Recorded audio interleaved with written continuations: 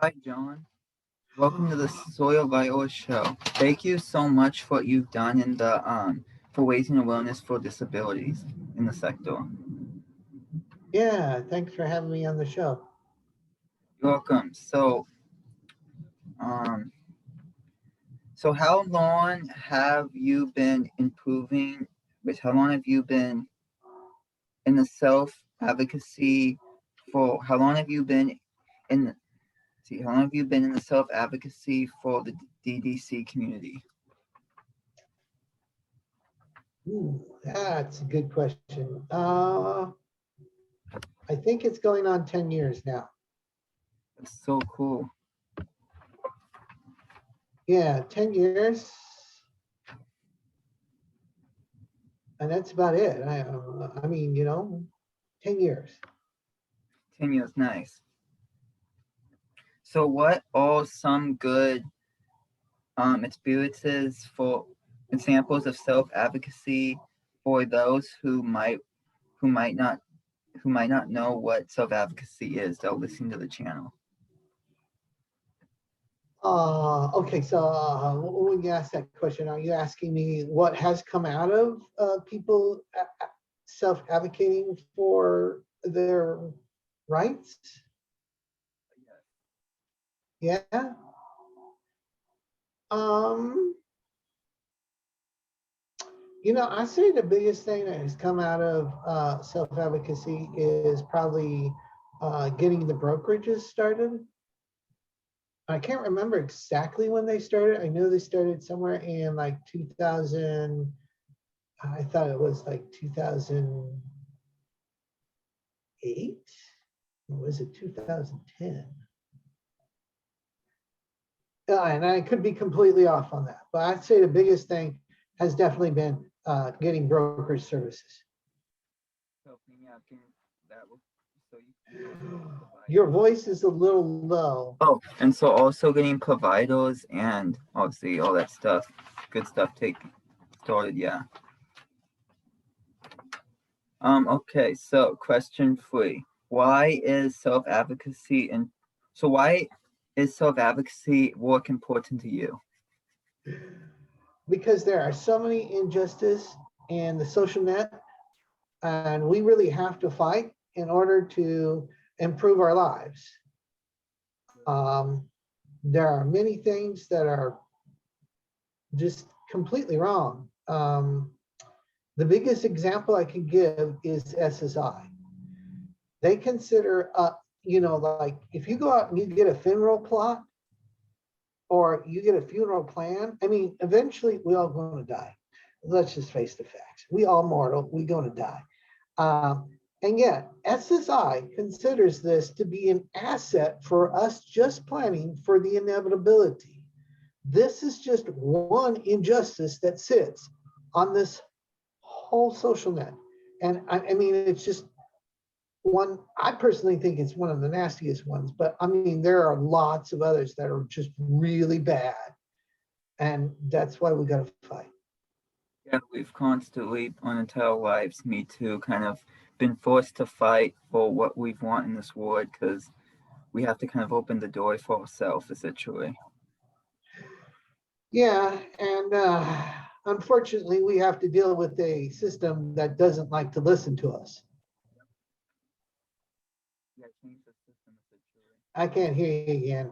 We gotta change the system at some point.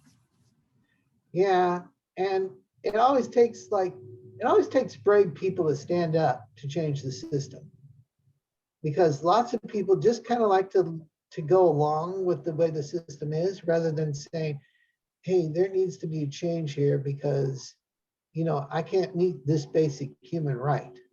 Everybody else can, but I can't because of how the social net is treating me, or the social system, or SSI, or SSDI, or anyways, the whole, you know what I'm talking about.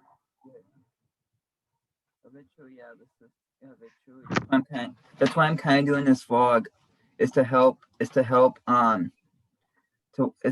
eventually get people to listen to what we need to get done. So I wish you luck.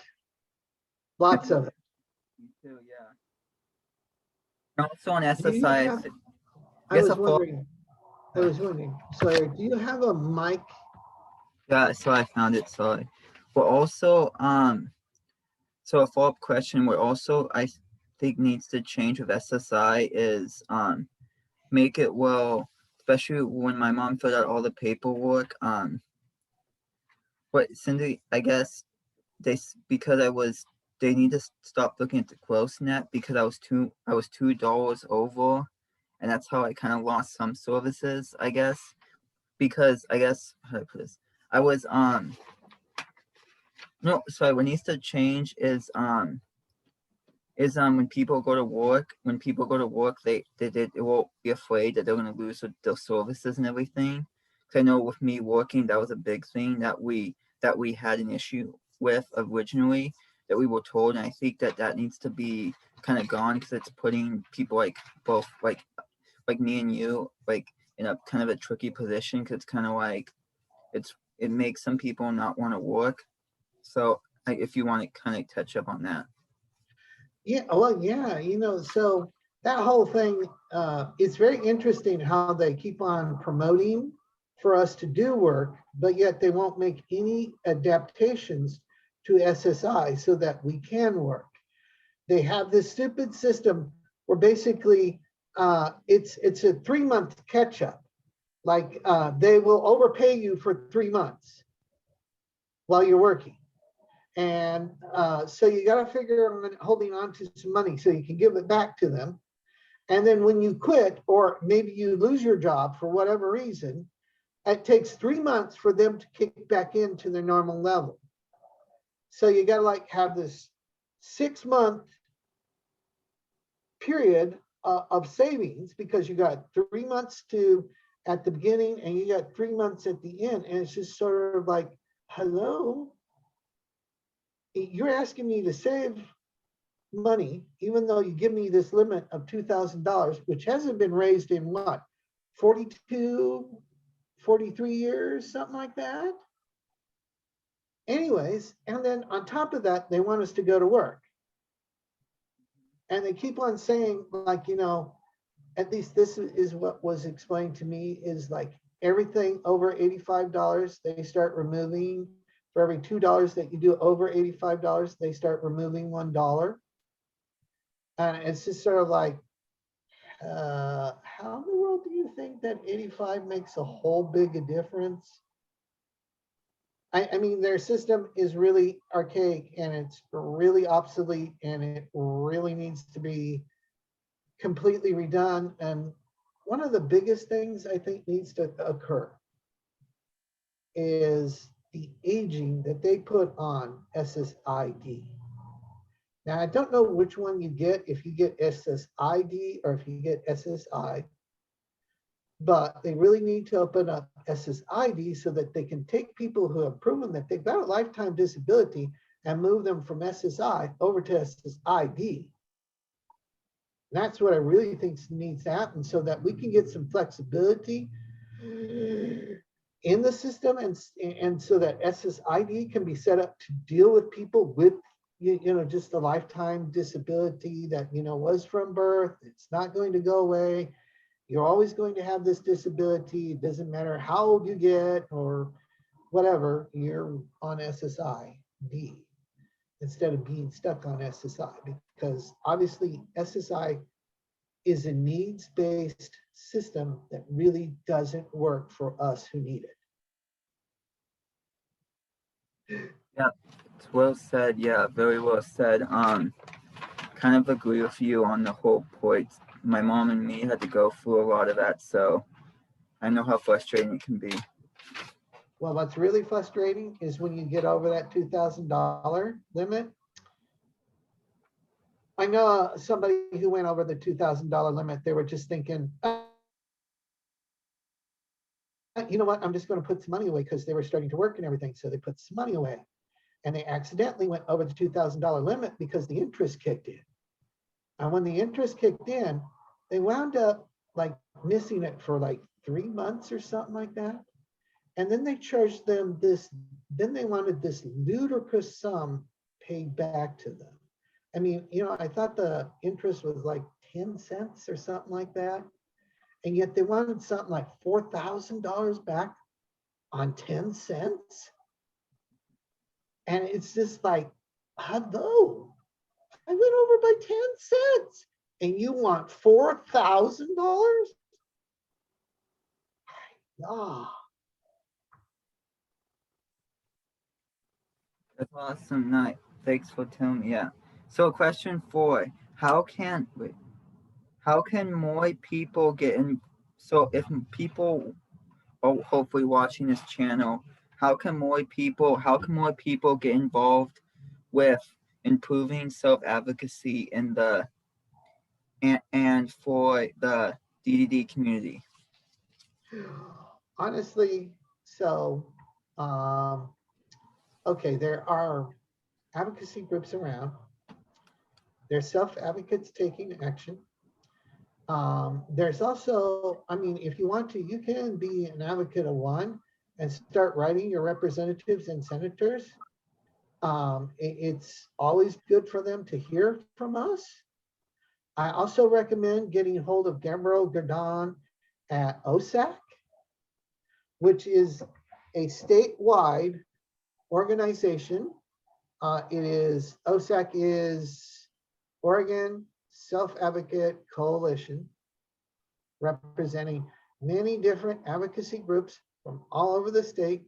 And Gabrielle can probably get you linked in to your local advocacy group.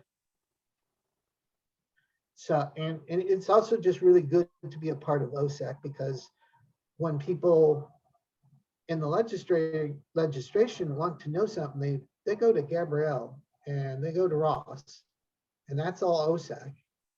So I would say, yeah, start with OSAC and Gabrielle.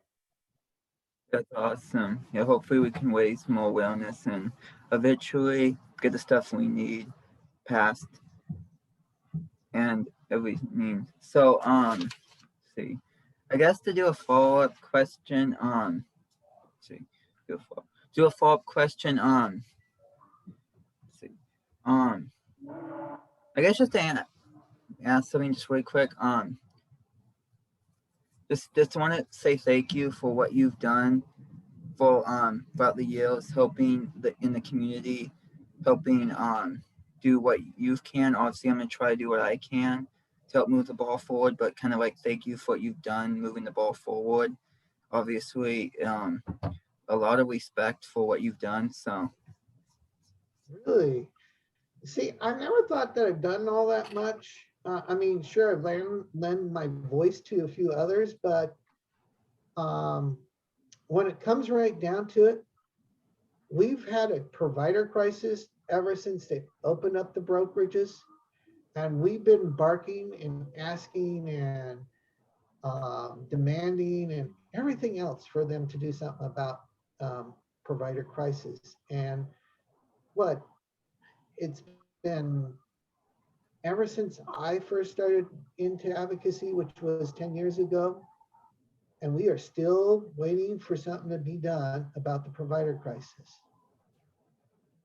And yeah, I often think to myself that they really aren't listening to us.